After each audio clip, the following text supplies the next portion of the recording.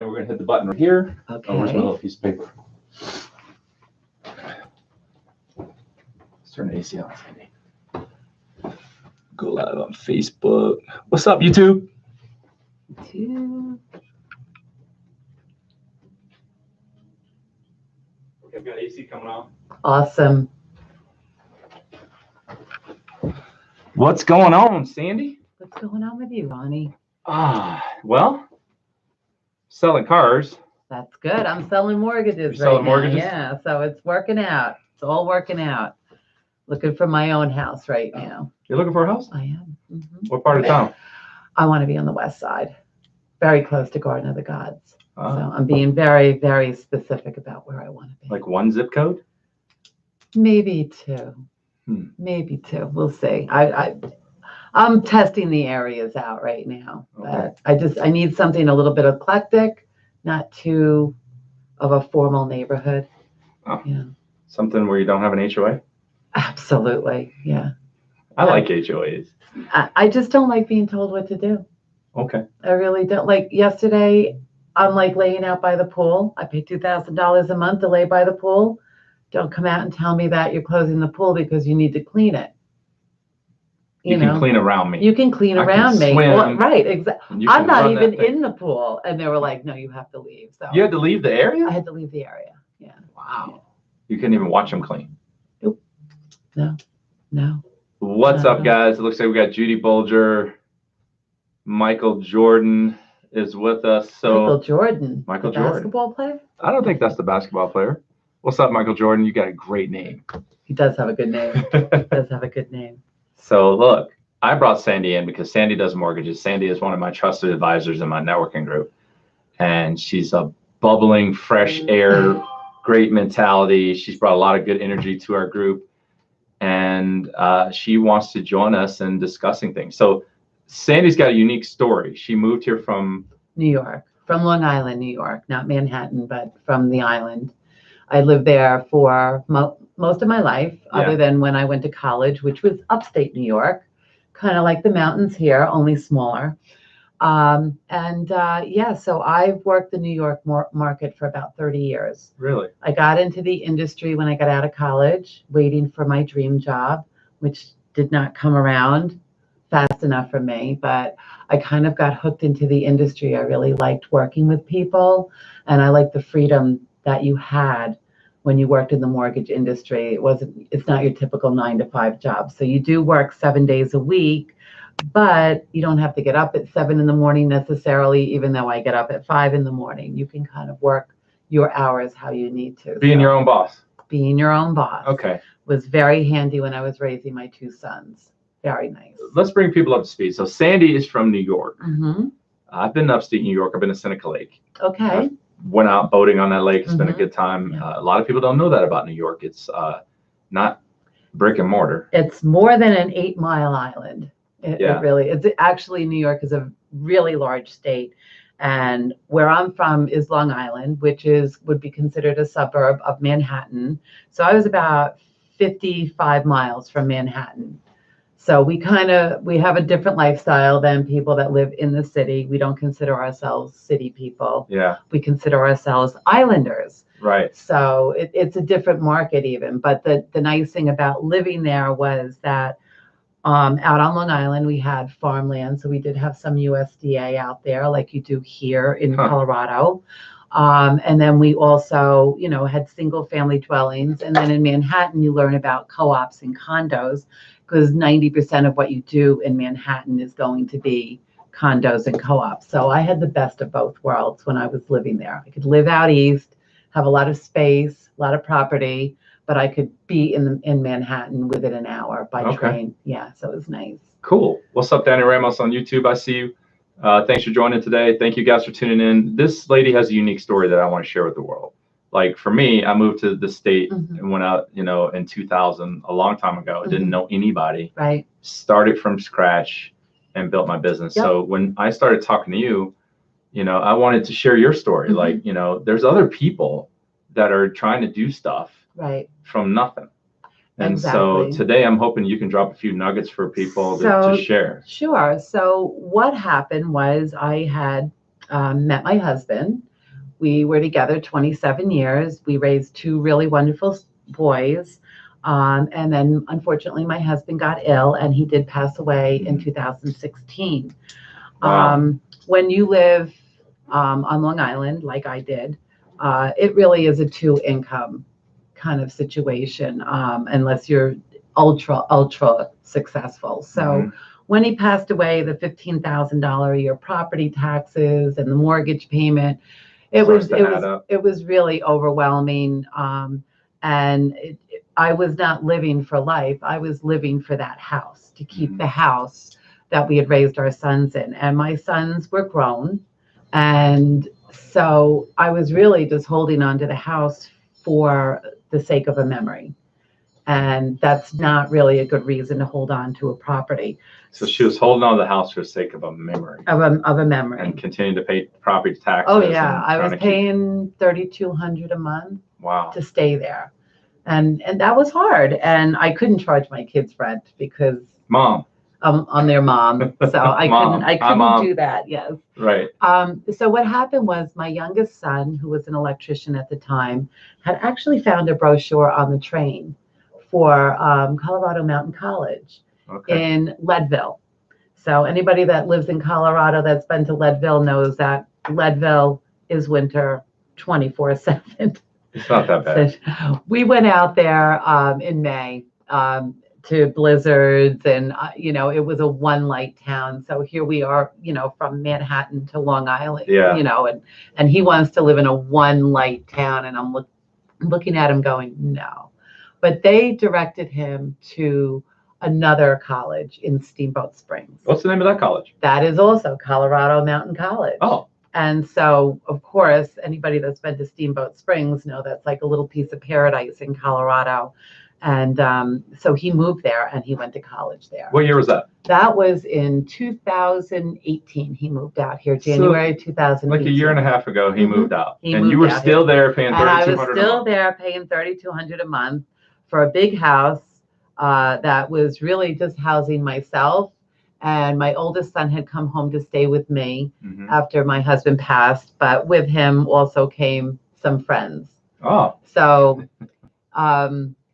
it wasn't working. Okay. It wasn't working the way that I had hoped it would.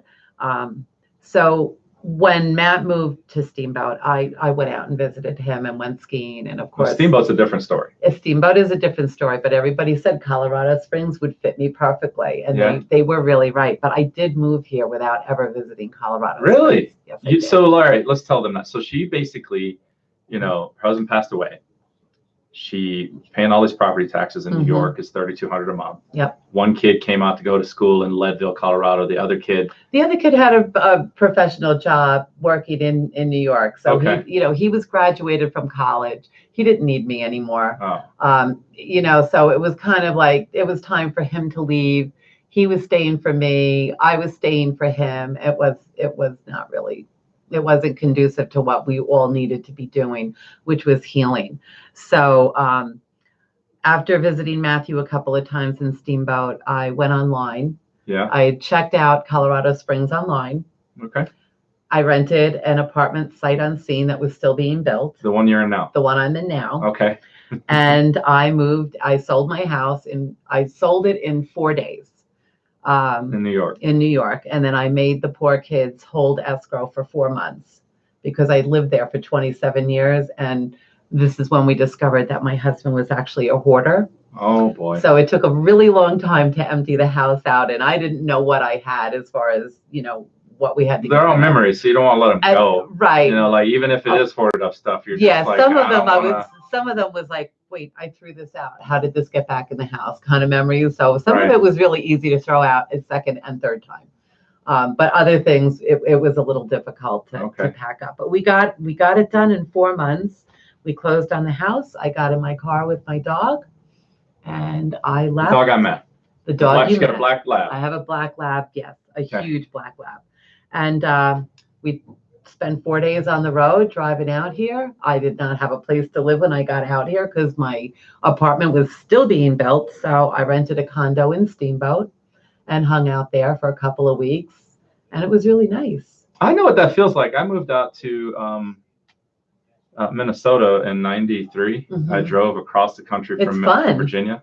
Like I had no, yeah, you know, and I'm driving across the Mississippi Bridge, you know, and it was like all ice, and my brother would know. He's been there, he's lived there, and it was just like, oh my goodness, what have I got myself into? Like, so like your story, going back to Sandy's story, like, you know, 2016, her husband passed away, right? And then you're trying to figure it out. The boys are growing. One wants to go to college, all this stuff. Life isn't over. And you don't have to give up. And so you're like, you know what? I'm going on an adventure. I'm going to go to Colorado. This is life take 2. Okay. So that's, you know, that's kind of how we look at it, is that you have to have some closure when you lose a family member, but that doesn't mean your life is over. It actually kind of motivated us to figure out what we wanted to do. So I think the process always is, in the beginning, is you still are living the life that you had with that person.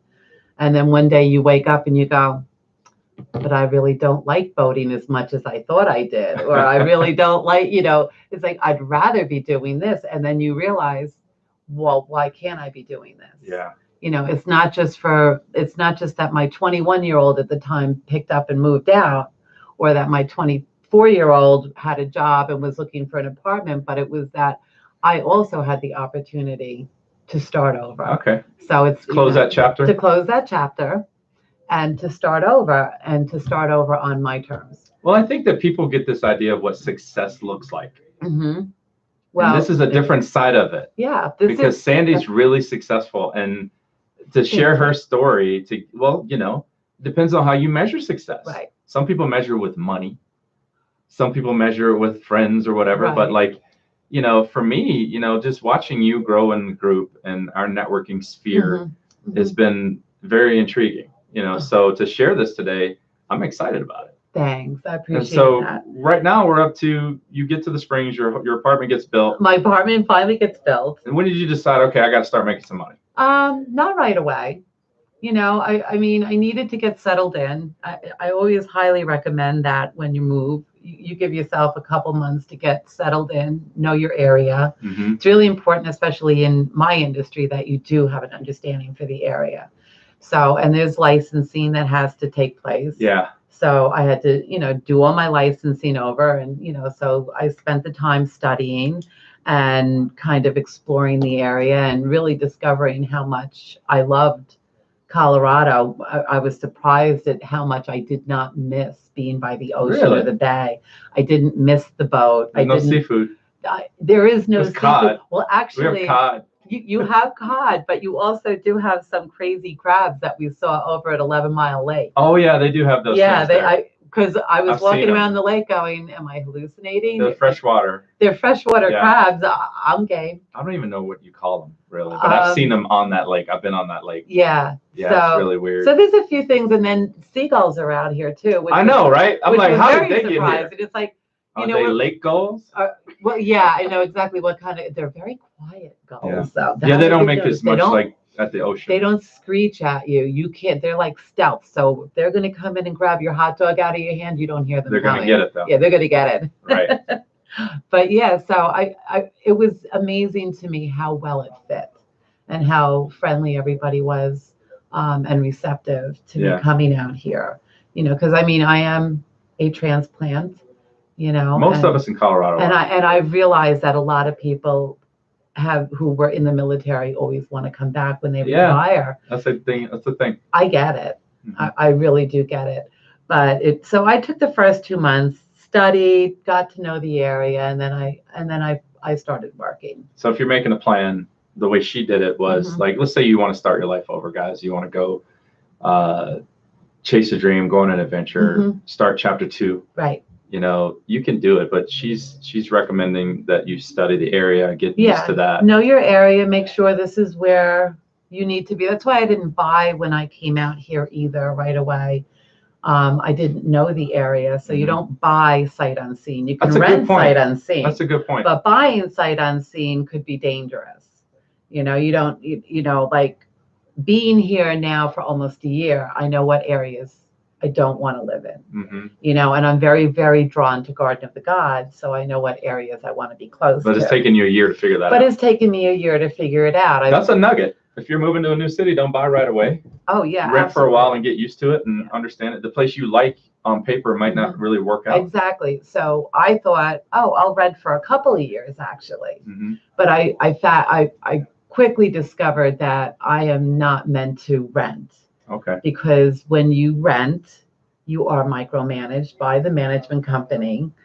This particular place does allow dogs. Yeah. They DNA tested my dog. Wow. My dog got sick. So if he bites somebody, they can tell who it was. Bite. That's the least of my worries. They check the DNA samples from the dog park if you don't clean up after your dog. What? And that's a thing? Yeah, it's a thing. And so I got an email one day saying you didn't clean up after your dog in the dog park. We have DNA? We have DNA proof that you did not do this. And wow. It's $100 fine. Second fine is $150, and third offense is eviction. From checking the DNA. From checking, yes. So they got CSI. They have CSI out there to check my dogs. Yes, they do. They do. Oh my goodness. So that was kind of like one of those aha moments where it's like, okay, so it was a blizzard. It was March. It was my birthday. It was a blizzard on my birthday. The bomb cyclone? The bomb cyclone, yes. The bomb cyclone. You never forget that birthday. Right. And I was out there. I even was videotaping how horrible it was for my friends to see. It was like, come on, Molly, go, go, go. And I did not see her go. And I was like, the hell with it. You can only see 3 feet. Yeah. The hell with it. Come on, we're going back upstairs. You're going to have to just hold it until it clears up. Well, apparently she did go. I missed it. Okay. But they didn't. Oh. They didn't. They went found out, the DNA after the bomb cyclone? Yes, they did. Yeah. If any of you were here with me in the bomb cyclone, I mean, I couldn't see with 6 feet. No, you can't. And they located your dog's poop. Yes, they did. Checked the DNA. Yes, they did. And sent you a letter. And charged me. Charged me a fine. Golly. All right, we're derailing this thing. So, all right, so basically, that's who you are. You are Sandy Cutrone. I am Sandy Cutrone. You're out here on an adventure, life chapter 2. Right. And so let's talk a little bit about your industry. You say you did 30 years of mortgage 30 work years. in So I started in title when I first got out of college. I was a communications major, and I started in title. And then I got recruited by a mortgage broker, and I stayed with them for about 5 years. And then I got recruited to be a processing manager at one of the largest brokers at the time on Long Island. Okay. So I stayed with them until I had my first son. And then I went, I kind of became an underwriter for a while. So an underwriter is the one that says, yes, I will approve your loan, or no, I'm sorry, you can't have a mortgage. But they stay behind the scenes. But they never call and say, hey, I'm not approving your loan. Right. No, back then you just sent a letter. You didn't talk to the underwriter back then. Oh wow. Do you talk to them now? Absolutely. Really? Oh yeah. Underwriters are my best friends. Because you want to know what's going to work and what isn't in this industry. There's a lot of things that have gone on over the last 30 years. Dodd-Frank, the mortgage meltdown, Y2K. I mean, HARP, all of these things that have come into play, and as a result, you've gotten things like HARP, loan modifications, which were completely misunderstood and I've heard about that, and sold to the wrong people, and the wrong people were told to do certain things because the industry didn't understand the difference between a modification, a HARP, and a hemp. So you're like a guide, and you help people figure out the details. So I'm really like a specialist, because at this point I've been doing this for 30 years and I've done every aspect of this industry. I've worked for mortgage brokers, mortgage lenders, FDIC, Wells Fargo, Citizens Bank, Flagstar. So I've worked for a lot of lenders, but my experience comes in watching what happened. So I've seen 2 meltdowns, and people forget about the meltdown. They've already forgotten. In the 90s. I know they do. It's just raining money right now. Hello, we didn't forget. We have Dodd-Frank to remind us every single day that we had issues in our industry. And if the market is just on fire, nobody remembers the bomb cyclone of the industry. If you want to remember, just Rent the Big Short. I mean, it's nuts, man. It's nobody even cares anymore. They're just like, keep spending. So what happened in the first meltdown is that instead of regulating, we deregulated. Okay. Yeah. And we kept deregulating. And then after Y2K and after 9/11 and all of that, we continued to deregulate. Yeah. So it wasn't until 2007 when everything hit the fan with all of these crazy negative AM loans that should not have ever been They never should have been sold. approved. What happened was the products were good, but they should have only been for specific groups. Yeah.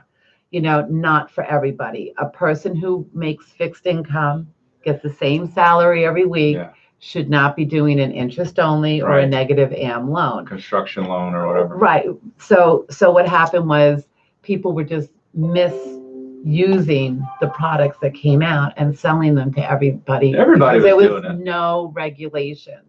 I did the refinance market basically in slippers raising my children. It was just, Wow. things were too easy. But then they overregulated. So in 2007, I actually took 2 years off while they were getting everything kind of figured out with what they were going to do in the industry. And then I went back to work in 2009. And then shortly thereafter, Wells Fargo bought out the broker. So everybody takes a turn on getting blamed. In the 90s, the appraisers were blamed. And then the second meltdown, mortgage brokers were blamed. And so you saw 80% of the mortgage brokers go out of business. Well, let's drop a nugget for these guys. So listen, this has been struggling with this one. I tell people a lot, I've been doing this 20 something years, right? Mm-hmm. This is my thing. Right. And you 30 years, right? So I've heard recently, nobody cares how long you've been doing it. No, don't take that wrong. I think your experience is quantifiable. Mm-hmm. Your experience is great. Mm-hmm. But what's your take on hanging your hat on that? For me, I'm trying to shift that mindset to what am I doing now? Based on what I've learned 20 years ago, what am I doing now? Right. I've had people say that. What is your value that you add? Yeah. Why should I just? It's got to be more than the 20 years or 30 years. It's got to be more than just the amount of time. Because sometimes I think people can do stuff for a long time and they suck for a long time. Right. And they haven't changed their fixed mindset. They don't want to do anything different. They want to grow. So where are you at on that answer? And I dropped that on you. That's okay. So So let me put it to you this way. There are two major things that we do in our life that are incredibly important. One is we have children. Okay. Okay. The second is we buy a home. Those are two of the most expensive things that we're going to do. So I'd agree. Okay. So it comes down to this. Are you going to go online, not understanding the ins and outs of the industry, apply for a $300,000 mortgage, have it declined because you didn't know certain things, like you can't make cash deposits, or you can't change industries, or you can't go from being a W-2 employee to a 1099 employee? Who's there to guide you? So the 30 years is great. Just like having a baby. It's like, do you just get pregnant and have a baby and you don't have any guidance? You don't go see a doctor. You don't consult with anybody. You just, I'm going to do it. You can do it that way, but there's going to be a lot of roadblocks and a lot of problems. And so you're saying there's more than one way to learn your lessons. You're going to learn them. You're going to learn them. You're going to learn your lessons. You can learn them ahead of time. Yeah.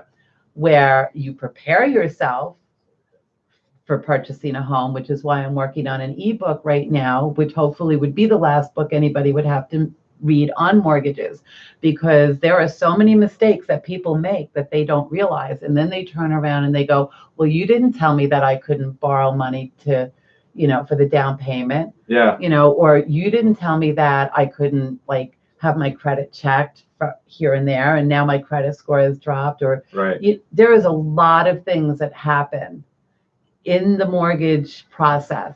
So the experience matters. The experience, but we don't hang our hat on it anymore. We've got to be doing something. If you go to an inexperienced loan officer, it's going to be a rocky ride. Really? Yes, it is. Okay. It's going to be a rocky ride. I don't think I've ever had an inexperienced loan person, but I think that's an interesting take.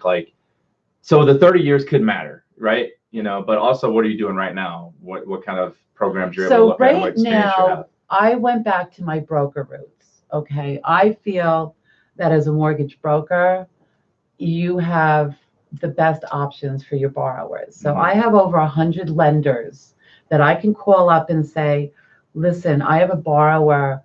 They just went bankrupt. It's less than a year. They have a 600 FICO score, even a 500 FICO score. What can we do? It was, extenuating circumstances. They do have money to put down and want to buy another house. Okay. So And you don't like so capital, I so can- you can go to so all I different can types shop. of places. Yeah. For people, or I can go to Rocket Mortgage. Like people want to go online and apply for Rocket Mortgage, and I can do that too.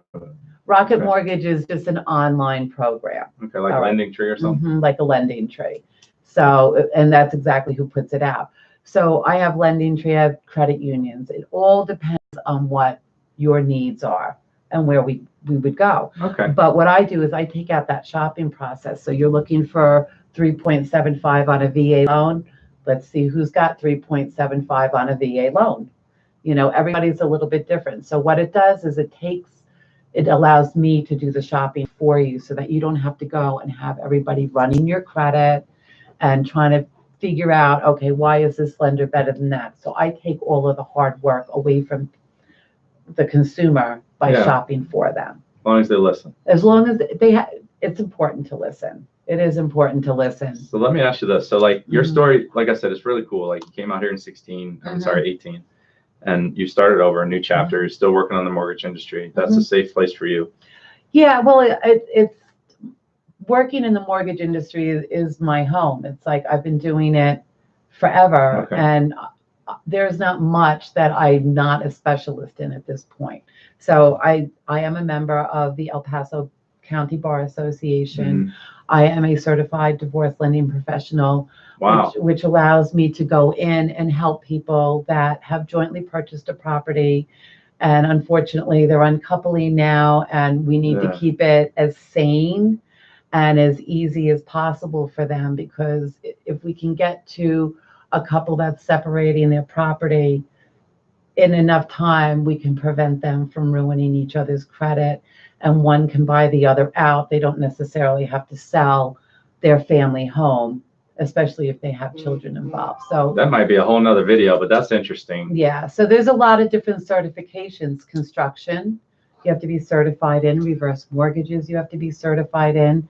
Commercial loans is a completely different animal. So the advantage of me being in the industry so long is that I have the expertise in all of these areas to share.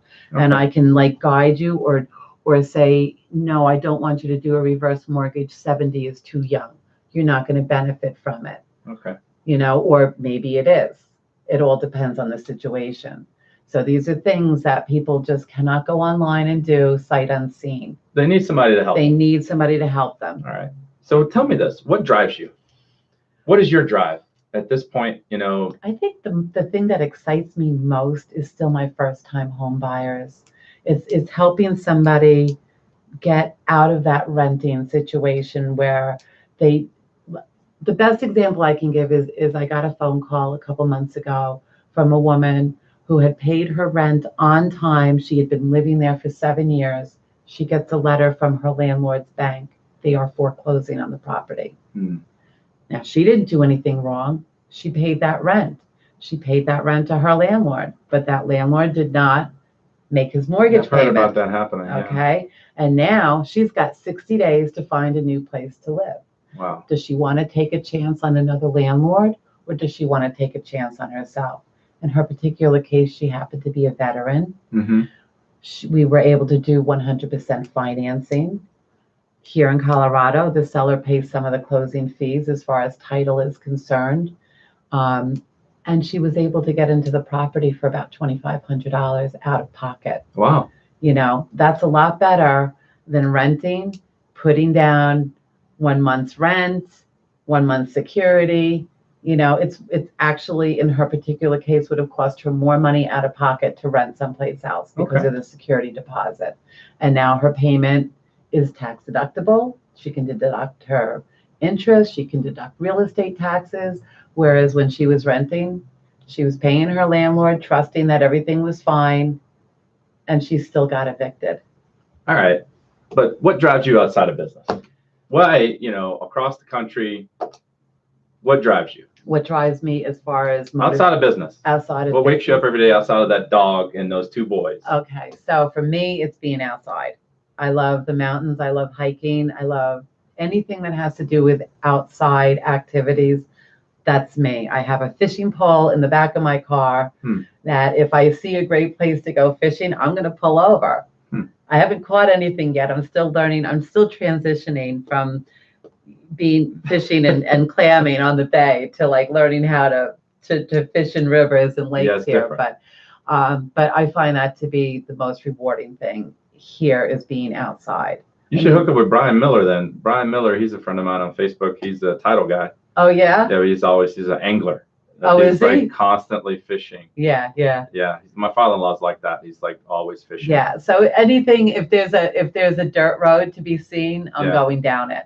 I have not gone down one dirt road that hasn't either taken me to Cripple Creek, which cracks me up because I feel like every road leads to Cripple Creek. If you're a gambler, my mother-in-law would agree with that probably. But that is like my biggest thing is exploring dirt roads and seeing where they lead, and because the beauty that's in these mountains is just it's spectacular. But you can't see it always. It is. I look at Pikes Peak and I'm like, that's my backyard.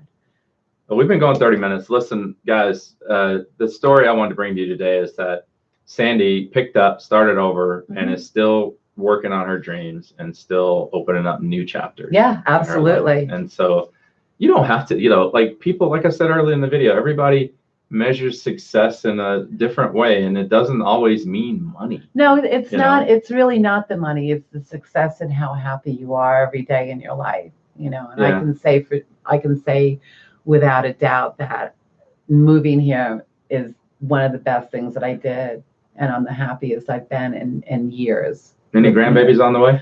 I have a grand dog. That's about it. No grandbabies Not yet. Okay. Not yet. But I am babysitting this weekend for a 3-year-old and a 10-month-old. So good luck. Yeah, thank you. All right, you got any nuggets you want to drop on people for perseverance or?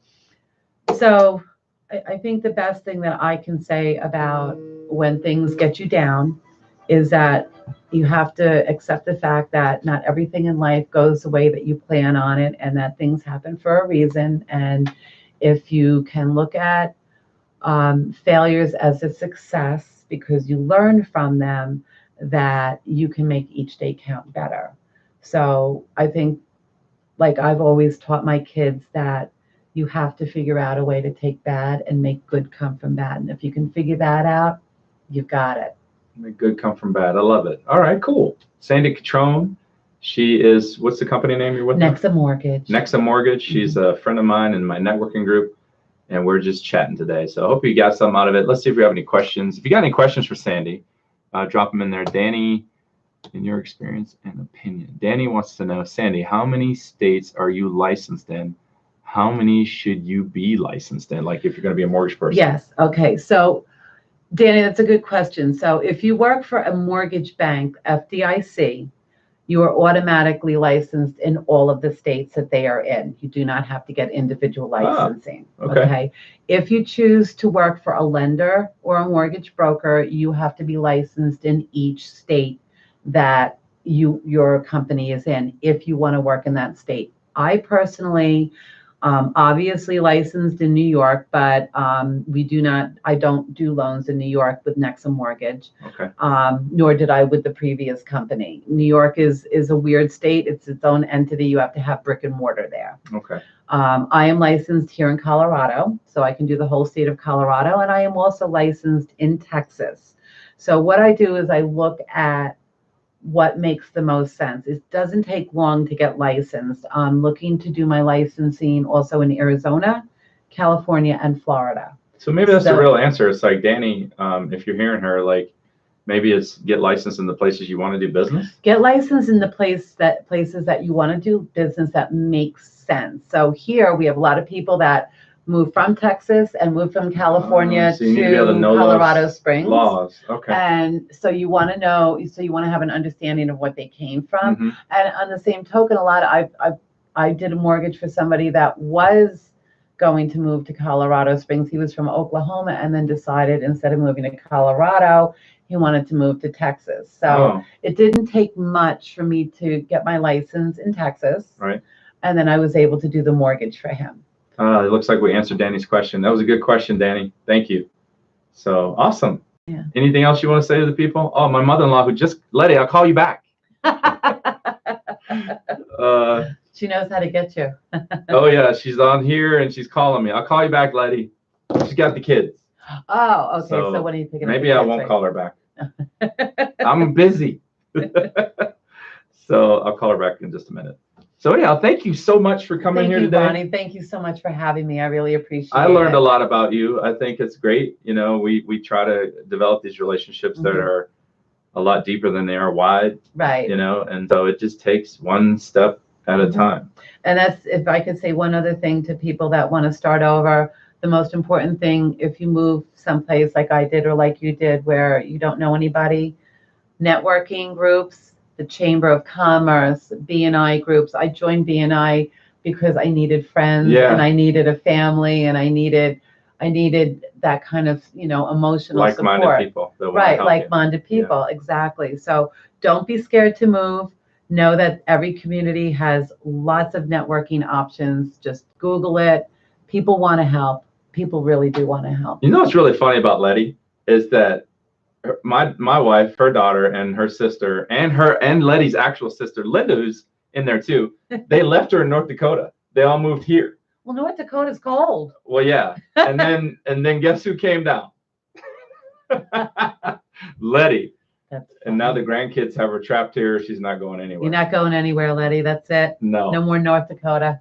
Oh, we'll go up there for a while. Well, yeah. Yeah. I haven't been there yet. I have to check it out. If you like to fish, that's the spot. Is it really? Mm-hmm. I'll have to check it out then. Yep.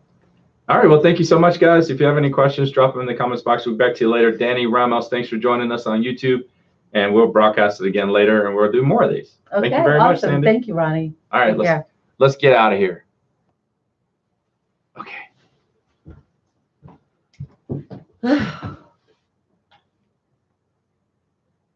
Is that what she's doing?